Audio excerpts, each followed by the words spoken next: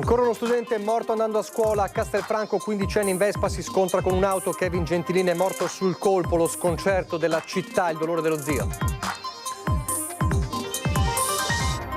Ci stringiamo l'un l'altro come comunità scolastica in questo momento di tristezza e smarrimento, così l'agrario Sartor di Castelfranco che Kevin frequentava, la dirigente e supporto psicologico ai compagni. L'interrogatorio di Filippo Turetta oggi in Corte d'Assise a Venezia. Per la prima volta si è trovato faccia a faccia con Gino Cecchettin e ha ammesso di aver ideato un piano per rapire e uccidere Giulia. In aula tra esitazione e lacrime, il lungo racconto dell'omicidio e dell'occultamento del corpo. Sarebbe ridicolo chiedere scusa alla famiglia, ha detto il ragazzo, le parti civili invocano l'ergastolo. Gino Cecchettin in aula, ora abbiamo capito chi è Filippo Turetta, ha detto alla fine: doloroso sapere cosa ha patito Giulia negli ultimi istanti della sua vita.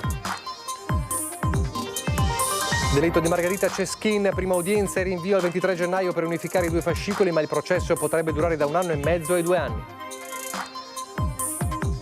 Derubata del portafoglio al supermercato, poi con il suo bancomat i ladri hanno prelevato altro denaro, vittima un'anziana di Quinto, i carabinieri hanno denunciato 3 romeni. Quasi ogni giorno la cronaca è carica di vicende negative con protagonisti giovani e giovanissimi, ma esiste anche un'altra gioventù che cresce imparando da genitori e nonni, tutti coinvolti nella sagra paesana. Accade a Pederobba. Telespettatori di Antena 3, buonasera, ben ritrovati. Il telegiornale di Treviso, dunque un'ampia pagina di cronaca in apertura. Morire a 15 anni andando a scuola in sella alla amata Vespa. Il destino tragico di Kevin Gentilin si è consumato questa mattina appunto a Castelfranco, l'ennesima vittima in Veneto di giovanissime vite spezzate andando a scuola. Lo ricorderete soltanto da inizio anno scolastico, 3 vittime nel Padovano e oggi la tragedia che si è consumata a Castelfranco. Lo schianto terribile, le urla di chi ha assistito al drammatico incidente, poi il silenzio di una disperazione senza fine. A terra i segni indelebili della tragedia, la Vespa appoggiata su un fianco a bordo strada, Kevin Gentilin, 15 anni, a pochi metri, senza vita. L'ennesimo incidente mortale, l'ennesimo studente travolto ed ucciso mentre sta andando a scuola. Solo nel Padovano 3 giovani vittime spezzate da inizio anno scolastico. Una dinamica ancora al vaglio della polizia stradale di Castelfranco Veneto. Da una prima ricostruzione sembrerebbe che il giovane stesse superando una colonna di mezzi quando, all'altezza della rotonda con via delle Industrie, l'auto, una Fiat Bravo condotta da un 43enne che viaggiava in direzione Vedelago, ha svoltato nel parcheggio di una fabbrica. L'impatto violentissimo non ha lasciato scampo al 15enne sbalzato dalle 2 ruote. È stata una cosa drammatica nel vedere un bambino, perché a 15 anni sei ancora un bambino, morto in mezzo alla strada. È stata una cosa pesante perché non ho mai vissuto un'esperienza del genere. Purtroppo oggi è capitato. Sul luogo dell'incidente sono arrivati i soccorsi, l'ambulanza, l'automedica, ma per il 15enne non c'era più nulla da fare. Sulla strada paralizzata dal traffico è calato il gelo di uno strazio impossibile anche solo da immaginare. I genitori di familiari conosciuti in paese per la loro impresa edile si sono precipitati sul luogo della tragedia. Le passioni di Kevin erano la Vespa ed il ballo, ci racconta con gli occhi lucidi nascosti dagli occhiali lo zio del 15enne. Lui andava a ballare col nonno tante volte. Questa era la passione. E la Vespa? E la Vespa, sì, la Vespa. Ma era un bambino con la testa a posto, non correva, io non l'ho mai visto fare robe strane. Cioè, qui si vede esattamente che questa macchina che ha girato non l'ha visto e lui l'ha preso in pieno. Il ricordo dello zio, Kevin era umile ed andava d'accordo con tutti. Col nonno aveva un attaccamento che era morboso perché pensa che lui aveva 14-15 anni, mio fratello va anche a ballare e se lo portava a ballare, a lavorare. Questo bambino era proprio, hai presente il bambino che tutti vorremmo? Ecco, questo era Kevin. Sarà la procura ora a decidere, ma l'automobilista con ogni probabilità sarà indagato per omicidio stradale. Dal dolore e lo strazio dei familiari a quello di compagni e docenti alla sua scuola, l'agrario Sartor di Castelfranco. Noi siamo assolutamente costernati, senza parole, perché è stata una notizia che ci ha veramente lasciato completamente di stucco e siamo vicini alla famiglia perché comunque anche noi siamo tutti genitori e quindi ci mettiamo ovviamente nei panni della famiglia. Morire mentre si va a scuola. Da una parte lo strazio della famiglia Gentilin, dall'altro lo shock, lo sconcerto, la disperazione di compagni di classe e docenti dell'Istituto Agrario Sartor di Castelfranco Veneto, quello che Kevin frequentava per entrare nel mondo del lavoro nel settore proprio dell'agricoltura. Era iscritto in classe prima del corso triennale regionale che dà la qualifica di operatore agricolo. È commossa la dirigente Antonella Alban. La tragica morte di Kevin, avvenuta pochi minuti prima dell'inizio delle lezioni, ha gettato l'intero istituto in un dolore improvviso, ingiusto, difficile da gestire per gli adulti, devastante per i coetanei del ragazzo, in particolare i compagni che avevano condiviso con lui questo avvio di anno scolastico. A me è toccata la brutta incombenza di andare in classe ad avvisare i compagni, che sono rimasti scioccati, e adesso li stiamo seguendo con i docenti e avremo poi un percorso assieme allo sportello psicologico per seguirli, perché alcuni piangevano, altri erano talmente scioccati da non essere in grado nemmeno di pronunciare nessuna parola, come noi del resto.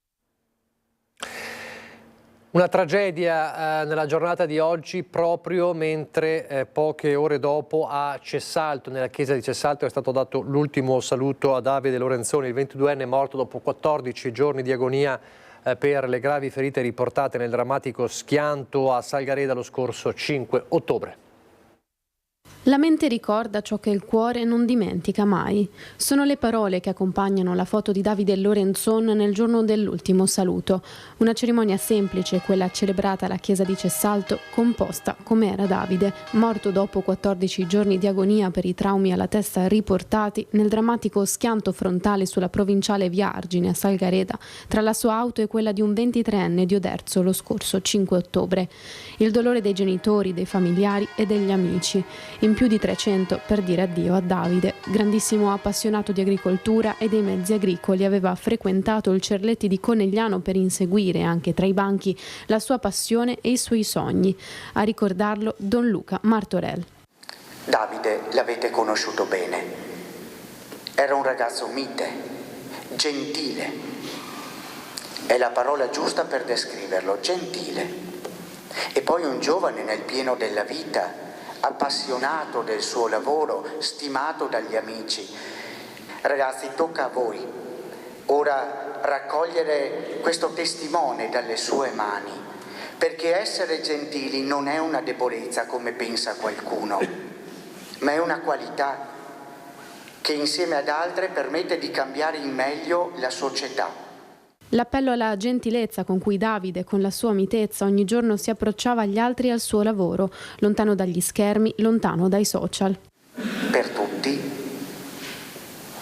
in questo momento chiedo, abbiate il coraggio di alzare gli occhi al cielo e le vostre lacrime saranno una preghiera efficace per Davide, per la sua famiglia. All'uscita della Bara Bianca ad accompagnare Davide nel suo ultimo viaggio, l'applauso commosso di amici e parenti a sostenere i genitori distrutti dal dolore. Il gonfalone dell'Istituto Cerletti listato a lutto, con i ragazzi, i suoi amici, a rendergli omaggio liberando nel cielo palloncini bianchi. E poi la vicenda di Massimo Feletto, travolto e ucciso dalla pirata della strada a Ormelle. Il Tribunale di Treviso ha respinto l'arresto del 65enne accusato appunto di aver travolto e ucciso Feletto e di essersi dato alla fuga, ma ha disposto misure restrittive per evitare il suo allontanamento e altre scorribande.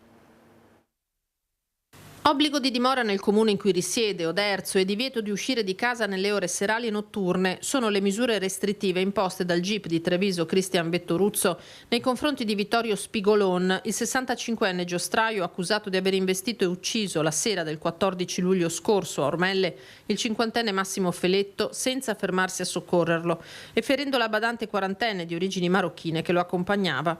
Il giudice ha respinto la richiesta di arresto formulata dalla procura, imponendo però a Spigolon di non muoversi al di fuori del proprio territorio di residenza e di rimanere nella sua abitazione dalle 20 fino al mattino seguente. Un 55enne di Orsago è invece indagato per favoreggiamento. Spigolon, che respinge ogni addebito sostenendo di aver affidato quella sera la sua macchina a una donna poi sparita nel nulla, Ha alle spalle un patteggiamento a 2 anni e 7 mesi perché è risultato implicato nei colpi ai bancomat tra la Marca, Venezia, Rovigo, Pordenone, Udine e Trento tra l'agosto 2020 e il maggio 2021. Adesso apriamo una pagina in merito alla seconda udienza del processo per l'omicidio di Giulia Cecchettin. La giornata di oggi è stata la giornata della presenza di Filippo Turetta in aula, l'abbiamo raccontato nella nostra edizione straordinaria questa mattina e poi anche nella prima edizione con i nostri inviati Cristian Arboit e Ilaria Marchiori. Allora ripartiamo da quelle parole, le parole di Filippo Turetta in aula in Corte d'Assise a Venezia, un Filippo Turetta che per la prima volta si è trovato di fronte faccia a faccia con Gino Cecchettin, il padre della povera Giulia, e un Filippo Turetta che di fatto ha ammesso che c'era un piano per rapire e uccidere la povera Giulia. Ho ipotizzato questo piano, questa cosa di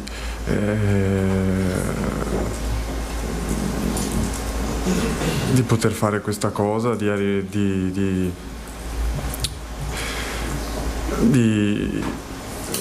un eventuale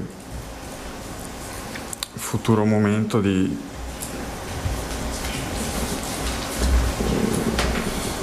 rapirla con me, stare qualche tempo un po' insieme, poi farle inevitabilmente del male e sì, togliere la vita. Era un piano quello di Filippo Turetta, che tra lunghe pause e tante esitazioni ha ammesso che il suo intendimento era quello di uccidere Giulia, e questo già dalla sera del 7 novembre, 4 giorni prima del delitto, quando il giovane aveva stilato una prima lista di cose da fare e oggetti da comprare, un vero e proprio elenco dell'orrore. In Corte d'Assise a Venezia il 22enne è arrivato poco dopo le 8 a bordo del cellulare della Polizia Penitenziaria, tradotto dal carcere di Montorio a Verona, dove si trova da quasi 11 mesi.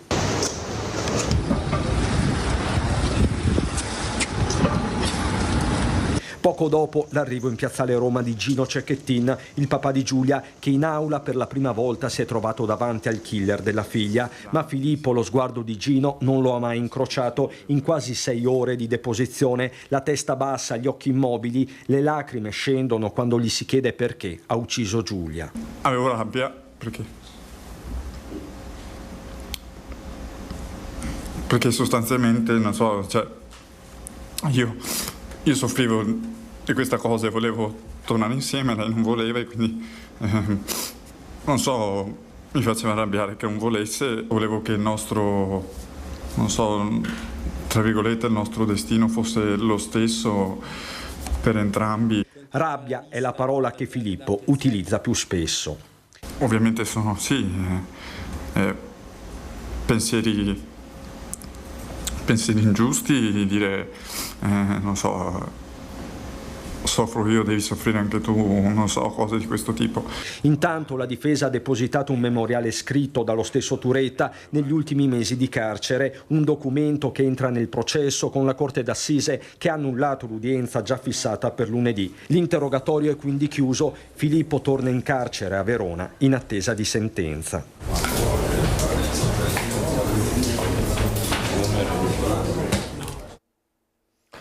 Chiedere scusa a questo punto sarebbe ridicolo, ha detto poi sempre Turetta. Di premeditazione chiara parlano i legali della famiglia Cecchettin, che fanno intendere come non vi sia alternativa all'ergastolo. Da un punto di vista emotivo magari vorrei in certi momenti chiedere scusa o cose così, però penso che soprattutto che sia ridicolo, fuori luogo, visto le entità, cioè visto grave ingiustizia che ho commesso. La grave ingiustizia che ho commesso, dice Filippo Turetta, che motiva così il perché non ha mai chiesto né intenda chiedere scusa. Io penso che delle scuse potrebbero solamente creare ulteriori emozioni negative, ulteriore dolore verso le persone che già provano dolore e sofferenza per quello che è successo. In aula Filippo torna su quel maledetto sabato sera, in particolare su quella traiettoria di morte tra Vigonovo e Fossò, i 2 coltelli sul sedile posteriore e i fendenti su Giulia, al culmine dell'ennesima lite, la ragazza che urla e tenta di scappare. Io ricordo che avevo il coltello in mano, a un certo punto avevo solo il manico, quindi non so, in qualche modo deve essersi rotto, forse l'ho colpita, forse ho colpito il pavimento, Per i legali della famiglia Cecchettin non ci sono dubbi, il quadro della premeditazione è chiaro, non c'è alternativa all'ergastolo. Credo che sia incommentabile quello che ha detto Turetta oggi, credo che sia proprio incommentabile. Cioè Gino ci aspettava delle scuse? Comunque... Non ho mai parlato con Gino di scuse, credo che, ripeto, secondo me l'atteggiamento che Turetta oggi ha avuto in udienza non è altro che la conferma diciamo della personalità che ha dimostrato in tutta questa assurda vicenda, e mi pare che tutte le aggravanti siano non confermate, straconfermate. Un minimo di resipiscenza non l'abbiamo, avete visto, nemmeno intravisto, quindi credo che adesso starà alla Corte immaginare la pena più adeguata, che evidentemente a mio giudizio è quella massima. E poi c'è Gino Cecchettin in aula, dunque a lungo ha fissato l'assassino di sua figlia mentre Turetta abbassava lo sguardo, un Gino Cecchettin che alla fine poi ha detto: abbiamo capito chi è Filippo Turetta. Sapere cosa ha attraversato mia figlia negli ultimi momenti della sua vita. È stato questo l'aspetto più doloroso di una giornata passata a pochi metri dall'assassino di Giulia. Gino Cecchettin usa poche parole ma precise ai giornalisti che gli domandano dell'atteggiamento di Filippo Turetta, che non lo ha mai guardato negli occhi. Risponde lapidario: chiedete a lui. Lo guardavo quando parlava. Non è questo il punto del processo, il punto è che abbiamo capito chi è Filippo Turetta, infatti adesso il suo avvocato vuole capirne di più. Per me è chiarissimo, quello che emerge oggi è che la vita del prossimo è una cosa sacra e non bisogna entrare nel merito della vita degli altri, bisogna rispettarla. Questo l'abbiamo capito. Faccia le sue considerazioni, insomma l'ha dichiarato lui stesso. Gino lascia Palazzo di Giustizia verso le 13:30, prima dell'interrogatorio da parte della difesa. Con lui ci sono gli zii di Giulia, Alessio e Andrea, la nonna Carla. Non ci sono i figli, Davide e Elena. Quest'ultima via social ammette di non farcela. Devo tutelare la mia salute da 11 mesi. Ho gli incubi, confida. Non ci sono i genitori di Filippo Turetta, un'assenza che nessuno giudica. Gino, che è un gigante da un punto di vista della dignità umana, ha avuto anche sempre parole molto garbate e pensieri da gigante verso questi genitori, quindi per noi il problema dei genitori non esiste, perché l'imputato è Turetta e non i genitori. Avvocato. Resta Gino con la sua dignità, che con una semplice parola, ricordando Giulia, dice tutto. Mio amore, cosa posso dire? Torniamo in aula, perché poi nel pomeriggio c'è stato anche l'interrogatorio dell'avvocato difensore, lo citava anche Gino Cecchettin, l'avvocato Caruso, che ha cercato di tracciare appunto un profilo di Turetta, e sono emerse anche alcune novità. Perché ha deciso di presentarsi in dibattimento per rendere l'interrogatorio? Penso che sia comunque qualcosa di giusto da fare, insomma, un dovere verso la giustizia, ma soprattutto verso Giulia e tutte le persone colpite. Inizia così nel primo pomeriggio l'interrogatorio della difesa a Filippo Turetta. Il suo legale, l'avvocato Giovanni Caruso, vuole far conoscere la personalità del suo assistito e probabilmente del fatto che si sia reso conto della gravità dei reati di cui è accusato e che l'avvocato gli fa ripetere in aula, incitandolo poi a dire la verità. Il modo per rendere giustizia in memoria di Giulia è quello di dire la verità. Caruso vuole che la Corte d'Assise sappia chi è il 22enne di Torreglia che ha ucciso la sua ex fidanzata Giulia, facendogli raccontare del suo percorso scolastico con buoni risultati, degli amici che lui dice non essere molti per via della timidezza, lo sport e i rapporti con le ragazze. Non ho mai avuto relazioni prima di lei, insomma, è stata l'unica. Domande mirate a descrivere la sua personalità. Una personalità che con Giulia, emerge ancora una volta, si era rivelata possessiva e soffocante. Caruso infatti ripercorre con l'imputato la loro storia, caratterizzata da parecchi litigi, tutti conseguenza della gelosia morbosa del ragazzo. Troppo, in certo senso, dipendente, ossessionato dal nostro rapporto, e questo causava ovviamente pesantezza. Turetta dichiara anche che la molla sia scattata il 7 novembre, al culmine di una serie di litigi con Giulia. Qui cominciano i pensieri terribili, dice, mentre vaga in auto arrabbiato, cercando di rientrare a casa ma restando nel parcheggio per un'ora. Tra questi pensieri anche quelli di toglierle la vita. Poi la domanda che in molti si pongono: cosa pensava di fare una volta rapita? Saremmo potuti stare insieme, solo noi due, trascorrere tempo insieme. Nell'interrogatorio col suo legale emerge anche un dettaglio sul coltello spezzato utilizzato a Vigonovo nella prima fase dell'aggressione a Giulia. Risulta che del primo coltello, quello che si è spezzato, sia completamente privo di macchie ematiche e non vi è alcuna lesione sul corpo di Giulia riconducibile a quella lama. È sicuro di aver colpito con quel coltello Giulia oppure no? Non lo so. Turetta, rispondendo ancora una volta al suo avvocato che gli ha chiesto se avesse provato a togliersi la vita, ha detto di aver preso il coltello a Berlino proprio perché voleva provare a colpirsi, ma poi ha continuato: è vergognoso dirlo, non sono riuscito a farlo. Infine. Mi sento anche in colpa a pensare al futuro, visto che lei non può più. Lei comunque non è una persona meravigliosa, perché comunque aveva ancora affetto per me, mi ha sempre trattato meglio di quello che pensavo.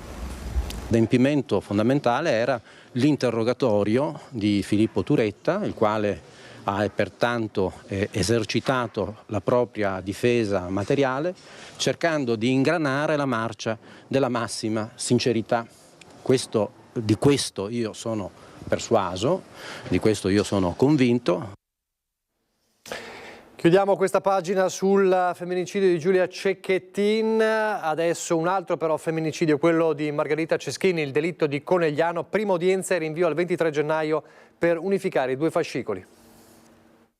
In aula due degli imputati, Sergio Lorenzo, uno degli esecutori materiali, e Joan Maria Guzman, accusato di aver giocato il ruolo dell'intermediario. Assente l'ex marito di Margherita Ceschin, trovata morta nella sua abitazione a Conegliano il 24 giugno 2023. L'uomo, accusato di essere il mandante, è ospite in una casa di riposo per motivi di salute. Ha parlato con lui poco prima di quest'udienza? Non dico che parliamo giornalmente, però parliamo molto spesso, anche perché c'è da parte sua anche l'esigenza di essere coinvolto comunque in un processo che lo vedrà difficilmente presente proprio per le condizioni di salute. Fiducioso sicuramente nello svolgimento del processo, al momento fortunatamente sotto controllo in una casa di riposo. Un'udienza lampo rinviata immediatamente per permettere ai due fascicoli paralleli di essere unificati. Insomma, la stessa Corte d'Assise giudicherà anche José Mateo Garcia, considerato dagli inquirenti il secondo killer e catturato in un secondo tempo in Spagna, e Candy Maria Rodriguez, altra intermediaria in questo piano criminale. Un processo che però potrebbe allungare i tempi non di poco, tra 1 anno e mezzo fino ai 2 anni. Si è tornati a parlare anche del rito abbreviato, che per il momento non è stato concesso, ma non è del tutto escluso. La richiesta chiaramente è stata reiterata in sede di udienza dibattimentale, perché laddove dovesse essere esclusa all'esito dell'istruttoria l'aggravante della premeditazione, i giudici potrebbero applicare la riduzione prevista per il rito abbreviato. Insomma, se venisse esclusa l'aggravante potrebbero beneficiare dello sconto di 1/3 della pena. Attese saranno le intercettazioni telefoniche che di fatto inchioderebbero alcuni degli imputati. Le intercettazioni hanno sicuramente un profilo importante nell'ambito di questa indagine.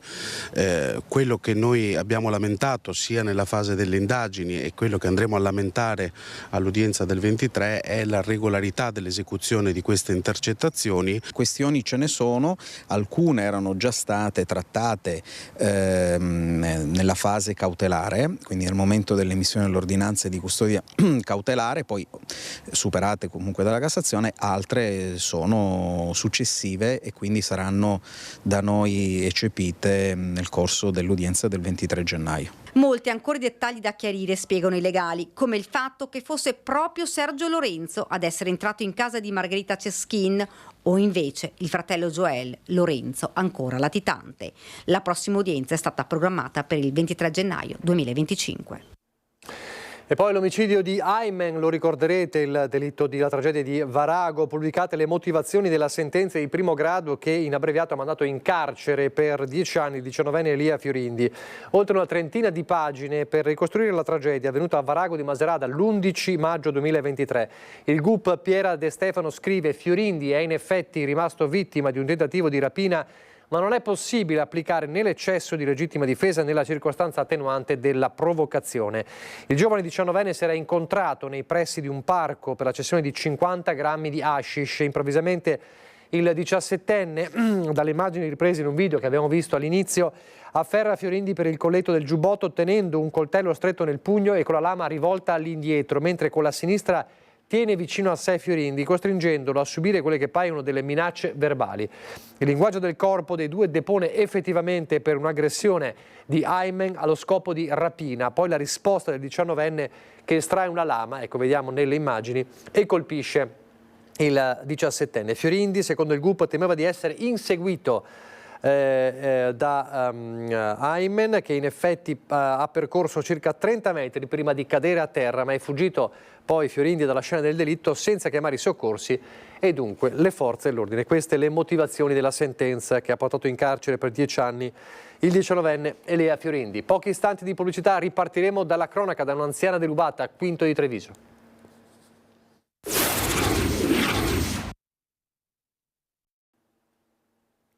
Rieccoci in diretta il telegiornale di Treviso. Ripartiamo da Quinto di Treviso, dove un'anziana è stata derubata del portafoglio al supermercato. Poi i ladri con il suo bancomat hanno prelevato altro denaro, sono stati scoperti e denunciati dai carabinieri.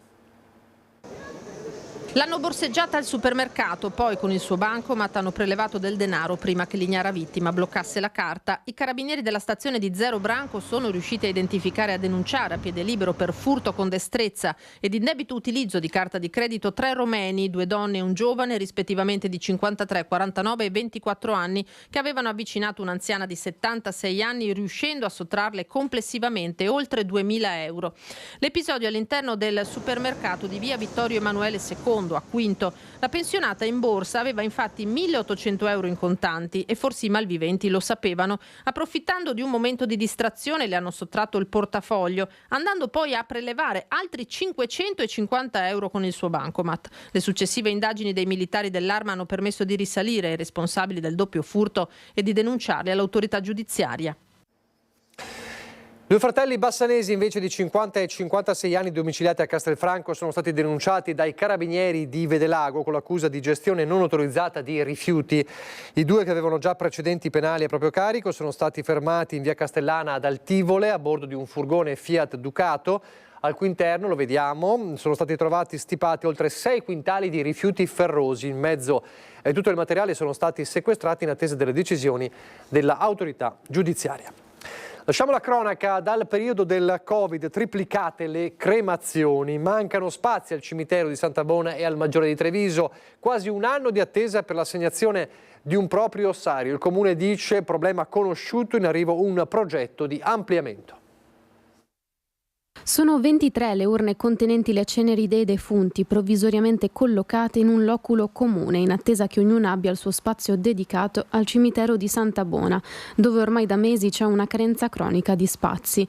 Liste d'attesa infinite per avere un proprio ossario che si allungano di mese in mese e l'invito delle onoranze funebri di spostare i propri cari in altri cimiteri. Già ti fa male a venire a trovare un familiare, qualcuno di tuo, vedere così. Non so. C'è chi aspetta una collocazione da dicembre, come il maresciallo Giuseppe Delfino, tra loro anche Giulia Mauri, la 38enne travolta da un furgone mentre era in sella alla sua bicicletta lungo strada Ovest lo scorso giugno. Vicenda che aveva scosso l'intera comunità trevigiana e smosso mobilitazioni in favore di strade più sicure. È una grossa criticità che noi conosciamo benissimo, deriva ancora dal tempo del Covid, dove purtroppo ci sono stati anche molti decessi, e è cambiata anche un po' la tipologia, perché le cremazioni sono passate da un 20-25% a un 65%. Un cambiamento che ha stravolto l'organizzazione interna degli spazi e la strutturazione del cimitero. Un problema che interessa non solo Santa Bona, ma anche il cimitero maggiore. Problema a cui l'amministrazione comunale sta cercando di far fronte con un progetto di ampliamento. La realizzazione di 258 ossarietti e circa 48 loculi che saranno pronti in febbraio, al massimo in aprile. Mentre per il cimitero maggiore, sempre verso febbraio, saranno pronti altri 360 ossarietti. Siamo in una svolta epocale, il Covid ha cambiato il mondo anche in questa fase, quindi anche gli stessi cimiteri avranno nuove tipologie, nuovi assetti. Spesso, cambiamo argomento, vi parliamo delle scorribande, delle baby gang, i giovani, giovanissimi anche, e la criminalità, ma poi c'è l'altra gioventù ed è ovviamente la maggioranza, la meglio gioventù, verrebbe da dire, per parafrasare un noto film, come ad esempio la storia che ci racconta da Pederobba Lucio Zanato. Luna, ma perché sei qua questa sera di sabato? Per dare una mano alla Proloco e stare in compagnia con i miei amici. Che tutti i miei amici sono qua e quindi per aiutare e stare in compagnia. Perché vieni qua? È un posto amichevole, mi sono trovato subito bene con tutti e ho deciso di ritornare. È un ambiente piacevole, amichevole. E... Amici ne hai anche in giro con la scuola da altre parti. Perché scegli proprio di venire qua? Ma anche perché aiutare appunto il comune è una cosa che mi piace e faccio volentieri. Voci della meglio gioventù di Pederobba. Giovanissimi che invece di andare in giro a picchiarsi, infrangere vetrine, a bullizzare i compagni, aiutano genitori e nonni in cucina, servono al banco, puliscono i tavoli e tutto senza chiedere nulla. Come sono questi ragazzi che vi affiancano? Beh, sono brave, si danno da fare, sì, sono attive tutte le domeniche, lasciano il ballo per venire qua a dare una mano alla Proloco. Insomma, i ragazzi non sono solamente bulli, gente che No, bisogna saperli anche prendere. Loro hanno anche uno scopo a lungo termine. Presidente Primavera li porta a Gardaland, loro si divertono. Oltre centinaio i giovani che si sono alternati alla sagra, raddoppiati rispetto agli anni precedenti, segno che per far crescere i giovani nella comunità la formula Pederobba è un esempio vincente. Tu ci torni pure? Sì, è un'occasione molto bella per stare con le persone, per aiutare anche il paese, perché comunque oltre a stare a contatto con il pubblico conosci nuove persone e ti diverti. A parte la gita a Gardaland, sono stati loro a chiedere di far parte del gruppo, perché tengono, come noi, ad andare avanti e creare qualcosa di speciale. Così speciale che anche durante la gita premio dell'anno scorso sono stati un esempio. Siamo stati a Gardaland, ero preoccupato perché un gruppo di 50 ragazzi sedicenni mi preoccupava. Dico la verità, è stato così semplice gestirli che ci torneremo volentieri la prossima volta. Ma forse il vero premio è per la comunità, sentendo le motivazioni di questi giovani. Perché è un'occasione per stare con il pubblico e per noi giovani è un piacere stare a contatto con le persone e è sempre bello comunque stare in compagnia. Cosa digli a queste persone? Bisogna dirgli che non hanno capito niente dalla vita e che devono iniziare a lavorare, darsi a fare e venire a lavorare in Proloco. Mentre la Regione, nella persona dell'assessore regionale della Protezione Civile Giampaolo Botaccini, informa che le falde freatiche nell'area delle risorgive della Pedemontana Veneta si sono elevate fino ad avvicinarsi o in certi casi a superare in questo periodo i livelli monitorati negli ultimi 20 anni, insomma una pioggia record sulla Pedemontana Veneta, un altro esempio di record negativo evidentemente dei cambiamenti climatici. Vediamo come ogni venerdì che tempo farà nel weekend e anche nei prossimi giorni con il generale Iannicelli. Su di noi la pressione non aumenta, adesso già i valori sono di alta pressione, però non è così intensa, vedete dalla carta del tempo. Prima di un'altra alta pressione che è sull'Atlantico si formano dei piccoli sistemi perturbati, stanno a significare degli afflussi di aria umida. Ecco, questi piccoli sistemi perturbati comunque interesseranno soprattutto e fortunatamente la parte occidentale della nostra penisola. Noi ne sentiremo gli effetti in modo indiretto, quindi una nuvolosità abbastanza irregolare, sarà evidente domani mattina, poi dovremmo avere della variabilità. Per domenica mattina ancora una nuvolosità e diciamo nelle prossime 24 ore sarà la possibilità anche di qualche brevissima precipitazione ma molto localizzata. Dicevamo domenica già in giornata, già nelle prime ore della mattina avremo un graduale miglioramento, quindi potremmo avere dei rasserenamenti. Una variabilità ci accompagnerà per tutta la prossima settimana, quindi avremo della nuvolosità che poi si dissolverà, ma soprattutto con il terreno umido e con l'alta pressione potremmo avere le prime nebbie. I venti sono deboli con qualche rinforzo dai quadranti orientali e le temperature 14-16 gradi le minime, che sono abbastanza alte, il cielo è coperto di notte, quindi il suolo mantiene quel po' di calore che ha accumulato, le massime dai 21, 22, 23 gradi per le prossime 48 ore, poi si assesteranno le massime intorno ai 20-21 gradi. L'alta Adriatica è previsto da poco mosso a localmente mosso. È tutto. E noi andiamo nel Bellunese.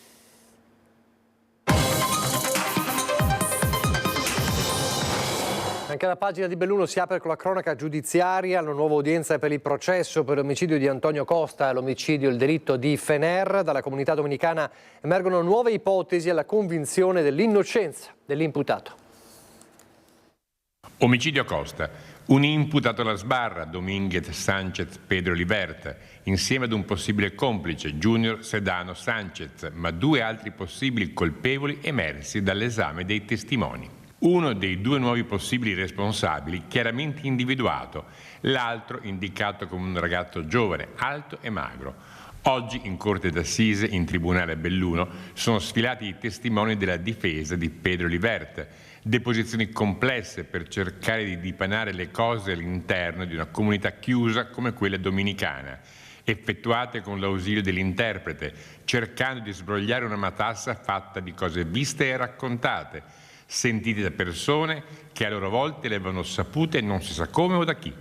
Testimonianze a volte contraddittorie sui fatti come sulle circostanze, tanto che ogni piccolo particolare diventa difficile da cristallizzare. Quella sera nel locale nei pressi della stazione di Fener, luogo di ritrovo della comunità dominicana, Antonio Costa era probabilmente arrivato con un tasso alcolemico elevato e aveva importunato diverse persone con avance troppo spinte, parrebbe soprattutto nei confronti di una giovane.